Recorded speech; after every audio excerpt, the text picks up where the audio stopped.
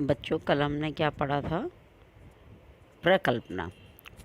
पिछली जो क्लास हुई उसमें हमने प्रकल्पना का अर्थ, उसकी निर्माण किस तरह से करते हैं, उसके स्रोत क्या हैं और उसकी किस तरह से हम उनको निर्धारित करते हैं। इन सब के आधार पर जानने के बाद अब आता है कि हमारे रिसर्च में, अनुसंधान में प्रकल्पना का महत्व क्या है। क्योंकि जब हम किसी भी घटना का अध्ययन करते हैं तो उस घटना का संक्षिप्त में जो भी निष्कर्ष हम बताते हैं तो उसका महत्व क्या है वो उस निष्कर्ष में होता है, और उस महत्व का समाज पर, हमारे सिद्धांतों पर, हमारे व्यवहारिक जीवन पर क्या प्रभाव पड़ता है या क्या उससे संबंध है, इसको हम बताने का प्रयास करते हैं। जैसा कि कहा गया है, अनुसंधान में प्रकल्पना के महत्व को अनेक प्रकार से दर्शाया गया है। विद्वान इसकी तुलना ध्रुव तारे एवं कुतुबनुमा से करते हैं तो कुछ समुद्र के जहाज़ों को रास्ता दिखलाने वाले प्रकाश स्तंभ से जो अनुसंधानकर्ताओं और वैज्ञानिकों को भटकने से बचाते हैं।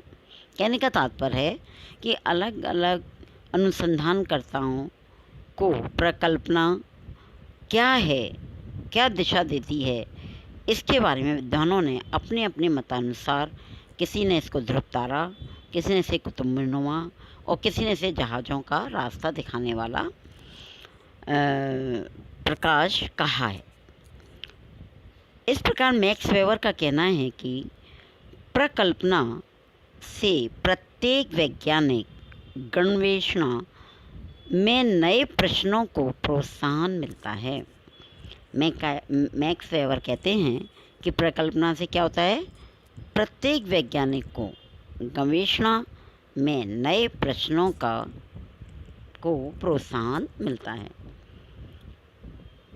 गुडे एंड हार्ट ने क्या कहा है, प्रकल्पना यह बताती है कि हम किसकी खोज कर रहे हैं।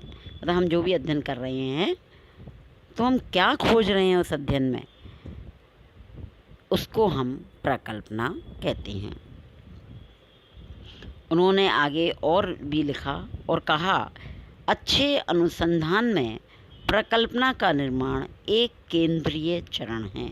अगर हम अच्छे श्रेष्ठ प्रकार का अनुसंधान करते हैं तो प्रकल्पना क्या है, एक केंद्रीय चरण है। प्रकल्पना का निर्माण क्या है, एक केंद्रीय चरण है किसी भी समस्या को हल करने के लिए।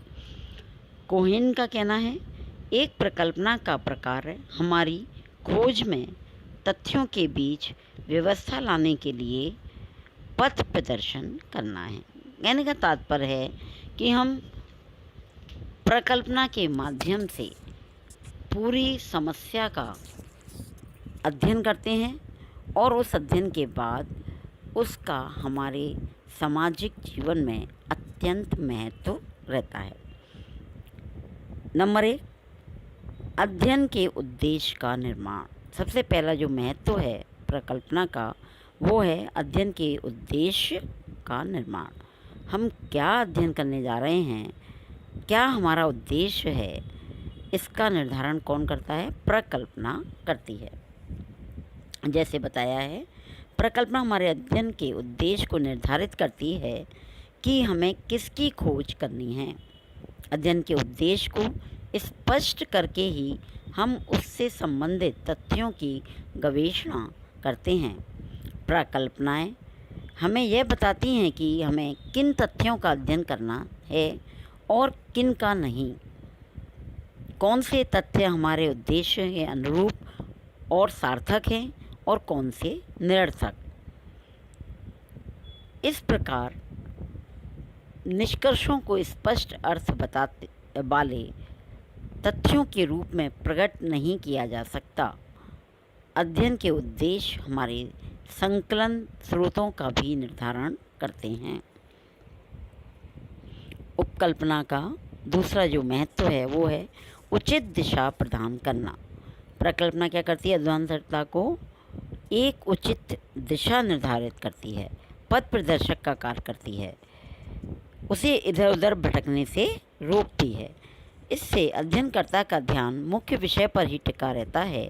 प्रकल्पना उसे विभिन्न मार्गों में से केवल उचित और सही मार्ग पर ही ले जाती है।